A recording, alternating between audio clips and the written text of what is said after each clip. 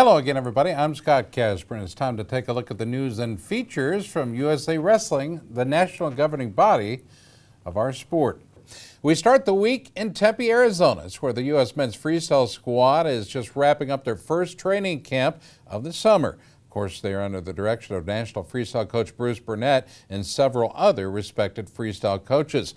Olympic champ and two-time world champion Jordan Burroughs is getting ready for another run at world gold at 163 pounds. I feel good. It's hot outside, man. I want to stay in here. I don't even want to walk back to the dorms, but it's great to be here, back at it, fourth year in a row on the world team, back with my boys. So I'm happy to be here, and it's just exciting time getting prepared for the World Championship, hopefully going out and winning another individual title, put myself in some elite company, and then winning a team title for the first time would be pretty cool too. 2012 Olympic champ Jake Varner returned to competition this year and made the U.S. team at 213. He last wrestled in the World Championships in 2011 and took home the bronze for Team USA. I've always thought of wrestling as fun, and that's something Coach Kale's always told us, have fun out there. It's different in this sport when, the pinnacle's an Olympic gold medal, and you only get that chance once every 4 years, and only one guy gets it per weight. So once you do that, there's a lot of pressure going up to it, and you got to learn how to deal with it. And I think I did okay with it, but you got to learn how to deal with the pressure after. You got to learn how to deal with everything afterwards too. Well, Brett Metcalf qualified for his third U.S. World Team, but will be looking for his first world medal at 143 pounds. I feel real good. Had some good time off, had a lot of good training leading up to camp, so I feel good about where I'm at. And today was a good start. It's clear we're going to do a lot of technical things to start the camp, and I think that's it's valuable, very valuable, especially now we're early in, let's just call it our training phase. So I think that, going through these things will be good. We'll see what direction the camp goes from here, and I know that we'll get in the work that we need to get in. Well, the U.S. team will feature several talented young stars training for their very first Senior World Championships. Included in that number, three-time NCAA champ Ed Ruth. He made his first world team at 189 just months after capping off his stellar collegiate career at Penn State. Except for the delayed flights, everything has been great. Learning from under Burnett, we only had one practice so far, and it's just like some of the stuff that he's going over, just like you're like, wow, this guy's a real seasoned wrestler, and it's just, everything he's showing us, it just feels new to me. After doing 5 years of college wrestling, there's a lot of things here that you would expect you already seen, but I'm like, wow, like everything just kind of feels new. Fellow 2014 NCAA champ Tony Ramos of Iowa will represent the U.S. at 125 pounds. I don't know if it sunk in so much. Everyone always was asking what was more exciting, nationals or making the world team. I think it all just happened so fast, and I have so much going on right now. It's just one emotion into the next and the next and the next, and I got to stay focused because this is just part of the journey. It's not the end. It's not what I want. I just want to be on the world team. So staying focused, and after I get that gold medal, then I can celebrate or let my emotions out. But right now, got to keep going forward. Well, 2 spots on the Senior World Freestyle team remain open and will be determined at the Phase 2 trials in Fargo later this month. Moza Fay is training for the tryouts at 154. This is a great opportunity. It's been such a long time between U.S. Open and the World Team trials for me at 70, so I did decide to wrestle 74 kilos trials and just to get some matches and everything. But yeah, this is a great opportunity to get better, to learn some new skills and kind of figure out what Bruce Burnett is all about. And so far, I'm liking everything about it. Well, the training camp also featured other members of the national team, athletes who could be future stars on the world and Olympic level. Former Penn State standout Frank Molinaro made the national team at 143 on his first full year on the national circuit. Kind of in a real good environment again. I'm back at Penn State, wrestling with Franklin Gomez every day. Zane Rediford, got Casey, Kale, Cody, great coaches, Varner, Ruth, David, everybody around. So, I'm really surrounded by great people and got great workout partners, and I already feel like I'm starting to build confidence and, make some gains just by wrestling those guys every day. Helping host the training camp, Arizona State's new head coach, Zeke Jones. Remember, Zeke spent 6 years as the national coach before returning to the collegiate ranks. It's been really busy, let me tell you that. It's been great. I mean, the support from the athletic department, the community has been great here in Arizona. The people are excited about the program. Of course, we had a couple great announcements come up. We're working on coaching staff. Obviously, camps here. Obviously, the best wrestlers in the world are here on campus, so we're excited. Things are going well. National Freestyle coach Bruce Burnett talked about the training camp in Tempe and his team's prep for the World Championships.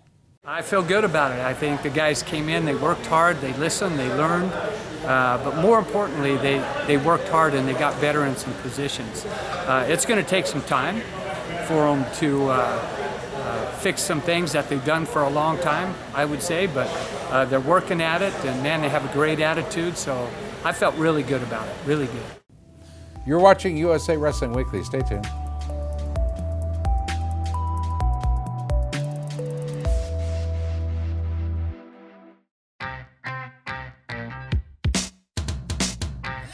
ASICS has been there. They've been the lifeblood of the sport. It's been a long time, and they've been at the top of the game every year, forever. And I'll tell you what, now that I think about it, maybe that's where I've gotten my inspiration, because you know, I always want to be in the top of my game in wrestling, and I think that's where ASICS is and wants to be as well.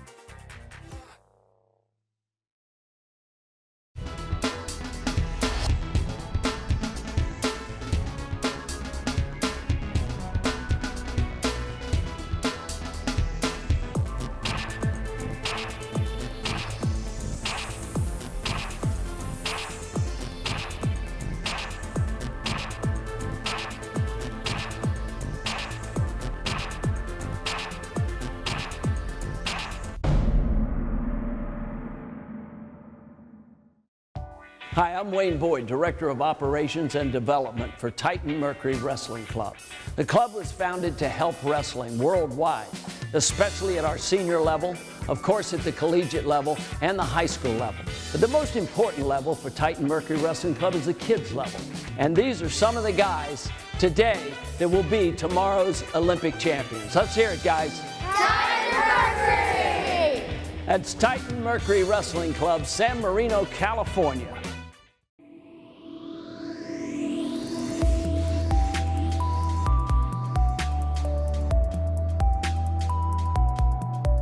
All right, well, next we head to Oklahoma City. The nation's best high school wrestlers represented their state teams in the always popular junior national duels.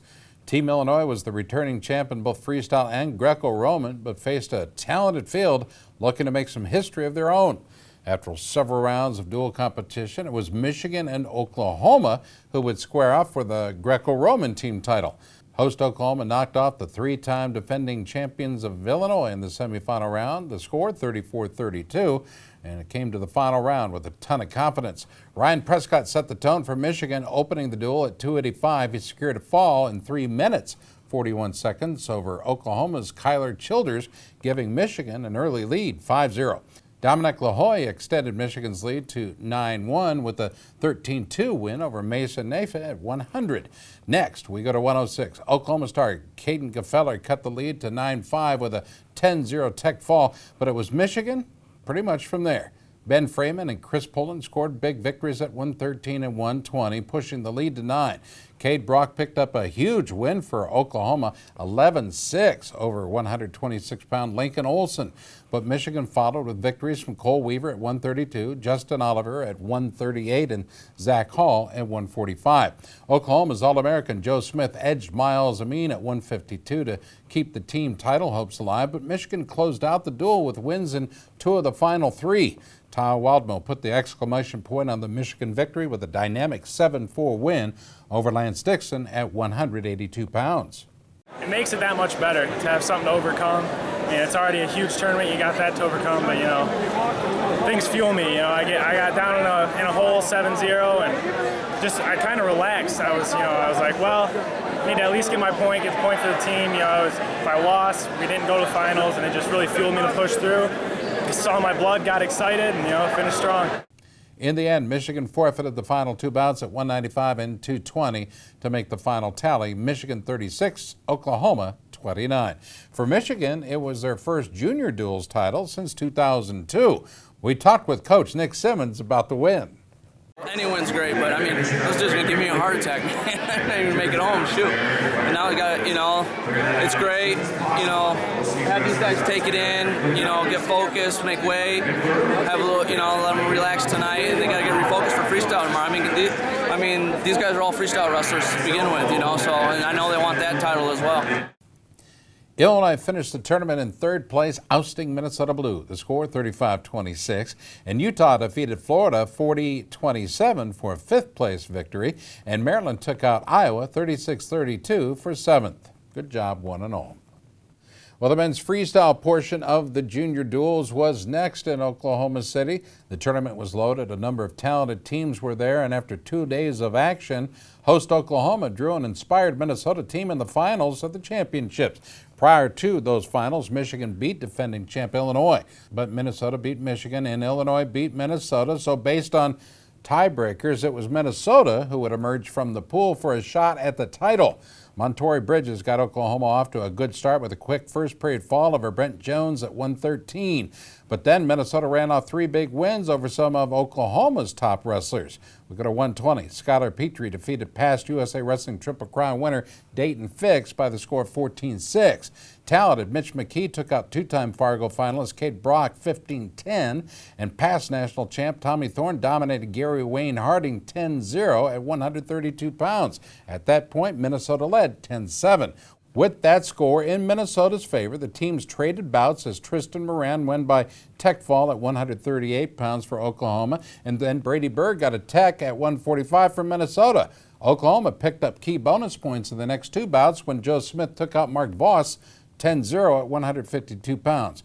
Then it was Jacoby Smith who dominated Peyton Moore 17-4 at 160. We go to 170 now. Oklahoma made a risky move that paid off big. They chose to forfeit to Minnesota's national champ, Mark Hall. Now we go to 182. Oklahoma's Chandler Rogers drew Keegan Moore.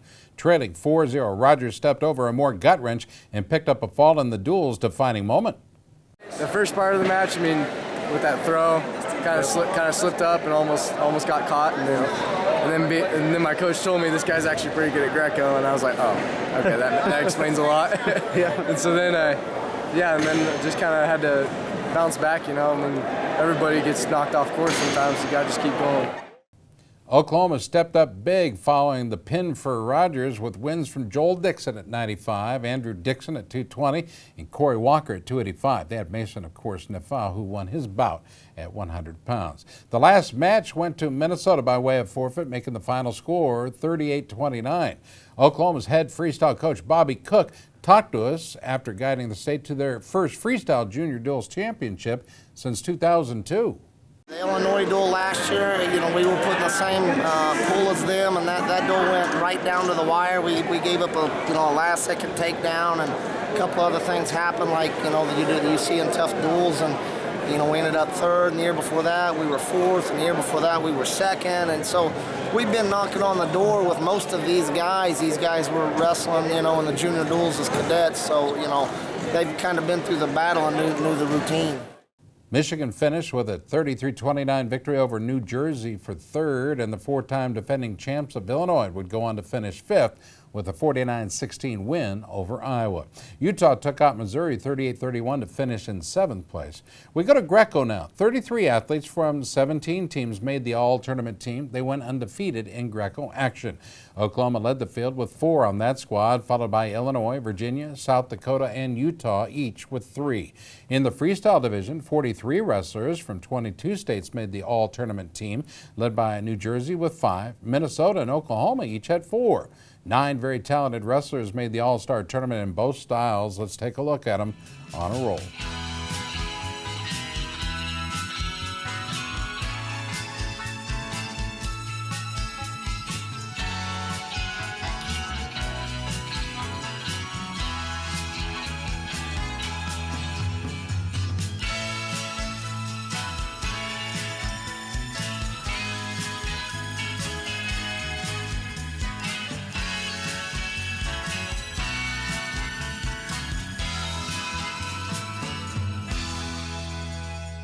Hey, stay tuned. We have a lot more wrestling news to get to. We'll be right back.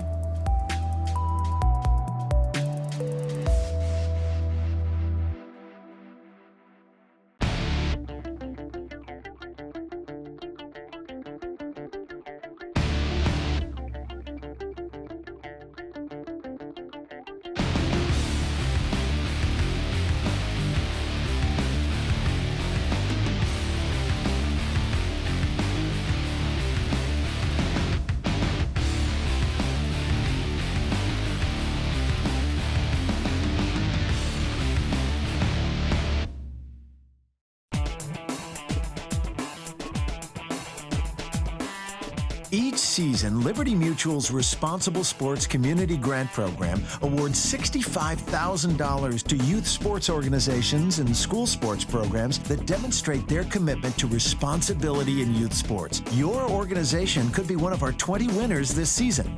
It's easy. Simply visit responsiblesports.com and click on the Community Grant Program. Administrators register their organization with the program, then reach out to rally parents, coaches, and team supporters to log on and review either the Responsible Sports Parenting or Responsible Coaching Guide. Then complete the quiz and showcase your mastery of the concepts. Every successfully passed quiz is worth a point that you can credit to your favorite youth sports organization or school sports program. Connect with friends, family, and neighbors to rally more support. The teams and schools with the most points at the end of the grant period win. It's that simple. Watch the leaderboard throughout the grant season, then rally more of your supporters to increase your totals. Liberty Mutual is committed to celebrating and championing youth sports and to financially supporting organizations that demonstrate their commitment to responsible sports.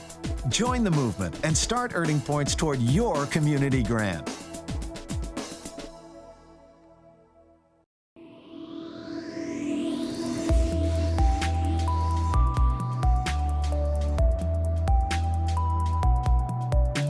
All right, just outside of Toronto, Canada, Mississauga, the Pan American Junior Championships took place with nations from North, South, and Central America coming together to compete in all three Olympic styles. Team USA decided to have their men's wrestlers compete in both Greco and Freestyle. That proved out to be a great decision for Team USA. In Greco, Team America came home with 6 individual champs and won the team title along the way. First place finishers for the U.S. included Michael Beck of Maryland at 110, Josh Rodriguez of California at 132. He wrestles for North Dakota State. Jake Short of Minnesota at 145. He wrestles for the Gophers of Minnesota. Ricky Robertson of Illinois at 185. He wrestles for the Badgers of Wisconsin. Troy Hembury of Pennsylvania at 211. He competes for Columbia. And Garrett Ryan of Arizona at 264. He's an Olympic Training Center resident athlete. Anthony Valencia of California would also win a silver medal for the U.S. at 163.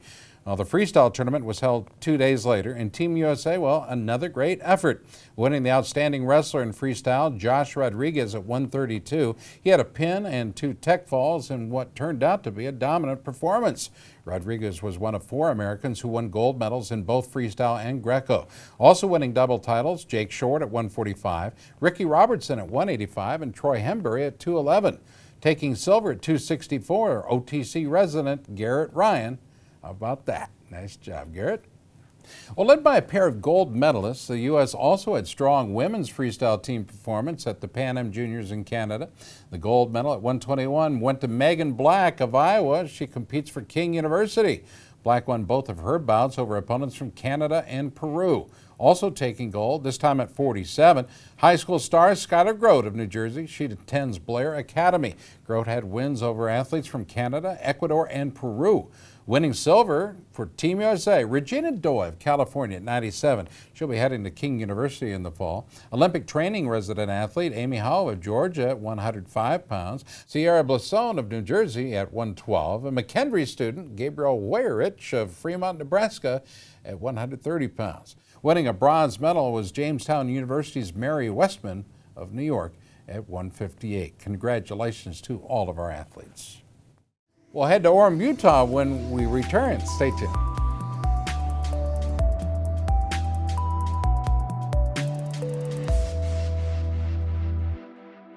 There comes a point in your life that determines who you are, whether you will lead or follow, whether you will fight or give in, whether you will win or lose,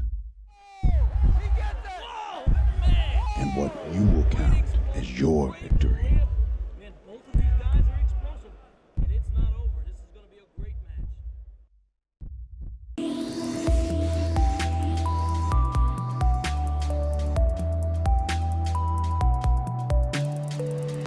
All right, now let's go to Orem, Utah. USA Wrestling hosted the A6 Kids Nationals in Freestyle and Greco. Up for grabs, coveted Kids Triple Crown trophies. Those are the ones, of course, given to athletes who win USA Wrestling national titles in folk style, Greco, and Freestyle in the same year. The tournament included intermediates age 9 to 10, novices 11 to 12, schoolboys age 13 and 14. When it was over, 10 amazing young stars posed together as 2014 Kids Triple Crown winners. One of those was an Oregon star, Travis Whitlake of Team Bucks in Oregon at 152 pounds. He was in the schoolboy division. He won his 4th Triple Crown, 4 of them after winning 2 as a schoolboy, 1 each as a novice and intermediate. He was named the Mat.com Wrestler of the Week for his outstanding performance. Winning a 2nd Triple Crown, Colorado star Theorius Robinson of Sons of Thunder Academy in Colorado at 112 pounds. He was on the schoolboy level. He was also a novice Triple Crown winner. Other Triple Crown winners include Joshua Barr of Team Donahoe in Michigan at 75 pounds intermediate, Rocky Elam of Team Central Wrestling in Missouri at novice 100 pounds, and Graydon Penner of Sudden Victory Wrestling in Missouri at novice level 112 pounds as well. Sawyer Hobbs of VIWA Elite in Idaho at novice 120, and Cullen Shriver of Seabolt Wrestling Academy in Iowa at schoolboy 70 pounds. Colton Yapoisian of Mile High Wrestling Club in Colorado, schoolboy 91 pounds. Brock Hardy of Team Utah at schoolboy 136 pounds. And Caleb Reeves of Savage Wrestling in Iowa at schoolboy 190 pounds. Congrats to all of our champs and All-Americans on outstanding performances. Well, the merry-go-round that is Division I head coaching jobs continues to go round. Another one's up for grabs. Hofstra University recently announced that head coach Rob Anspach would resign to take a commercial sales position with Advantage Sport and Fitness. He spent the last 18 years of his life at Hofstra as a student athlete, assistant coach, and head coach for the last 3 years. In his combined 12 years on the coaching staff, Hofstra won 10 conference titles and had 15 NCAA All-Americans. Hofstra has named head assistant Zach Tonelli as the interim head coach, while a national search is underway. Also up for grabs, the head spot at the University of Pennsylvania. Head coach Rob Eider recently resigned, and the national search there has not yet been completed. We'll have updates on those stories and jobs in the coming weeks.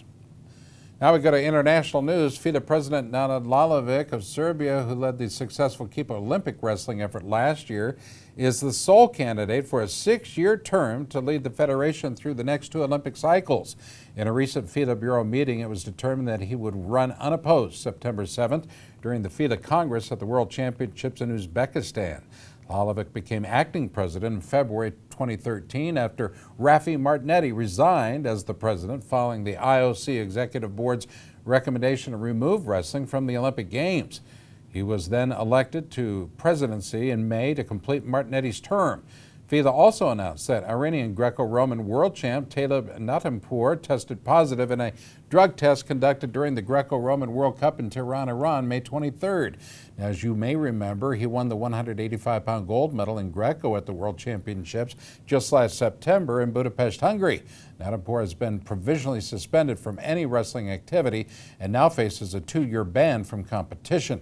He's the second Iranian world champ in Greco-Roman to fail a drug test over the last year. Amir Alakbari of Iran won the gold medal at the World Championships in Budapest at heavyweight, but had his title stripped by FIDE when he failed the doping test at the Worlds. We'll keep you up to date as it happens. It's time now for our Photo of the Week contest. Of pictures are coming in from around the country and are being considered for our contest in USA Wrestler magazine and our Facebook pages as well. This one, taken by Mark Spiel, shows Magnus Spiel of the Young Guns of Hemphill, PA, on his way to the 120-pound schoolboy title at the Pennsylvania State Greco Championships. Spiel won his finals match 17-6, picked up some nice points from this throw. Have your photographs considered by emailing them to Gary Abbott at usawrestling.org. Folks, that'll do it for this week's show. From all of us here at USA Wrestling, I'm Scott Casper, and thanks for watching.